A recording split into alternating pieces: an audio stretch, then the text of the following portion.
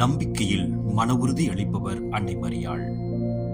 வாழ்க்கையில் சில நேரங்கள் இருக்கும், பாதை தெளிவாக தெரியாது, ஜெபம் செய்தாலும் பதில் தாமதமாகும், இதயம் நடுங்கும், நம்பிக்கை சற்றே மங்கும். அந்த நேரங்களில் நம் கண்களுக்கு முன்னால் நின்று நம்பிக்கையின் அமைதியான முகமாக தோன்றுபவர் நம் அன்னை மரியாள். அவர் வாழ்க்கையை நினைத்து பாருங்கள். தூதர் அறிவித்த செய்தியை மனித எண்ணத்திற்கு புரியாத ஒன்றாக இருந்தாலும் அந்த சூழ்நிலையில் அவர் கேட்ட ஒரே வார்த்தை, இது எப்படி சாத்தியமாகும்? ஆனால் சந்தேகத்தில் நின்று விடாமல் உமது வார்த்தையின்படியே எனக்கு ஆகட்டும் என்று முழு நம்பிக்கையோடு ஒப்புக்கொண்டார். அதுவே அவருடைய மன உறுதி. எகிப்திற்கான தப்பிப்பும், கூட்டத்தில் இழந்த குழந்தையை தேடும் தாயின் கவலையும், கல்வாரியின் சிலுவையின் அடியில் நின்று வேதனையும், இவை அனைத்திலும் அவர் மனம் உடைந்தாலும் நம்பிக்கை உடையவில்லை.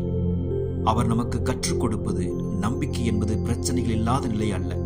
பிரச்சனைகளின் நடுவில் கூட கடவுள் செய்கிற செயலை நம்பி காத்திருக்கும் இதயம் என்பது. இன்று உங்கள் மனம் சோர்ந்திருக்கிறதா? உங்கள் குடும்பத்தில் பதற்றம் இருக்கிறதா?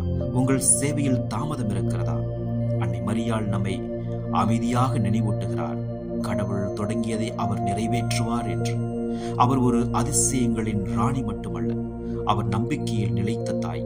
அவர் அருகில் நிற்கும் போது நம் மனம் சற்று நிம்மதி பெறுகிறது, நம் ஜெபம் சற்று ஆழமாகிறது, நம் நம்பிக்கை சற்று உறுதியாகிறது.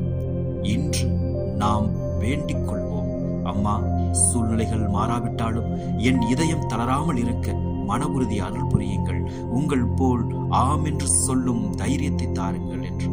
நம்பிக்கையின் பாதையில் நடக்கும்போது அன்னை மரியாள் நம்மோடு நடக்கிறார். அவர் கையில் கை வைத்ததும் நாம் விழுந்தாலும் மீண்டும் எழ முடியும் என்ற நம்பிக்கையை கொடுக்கின்றார்.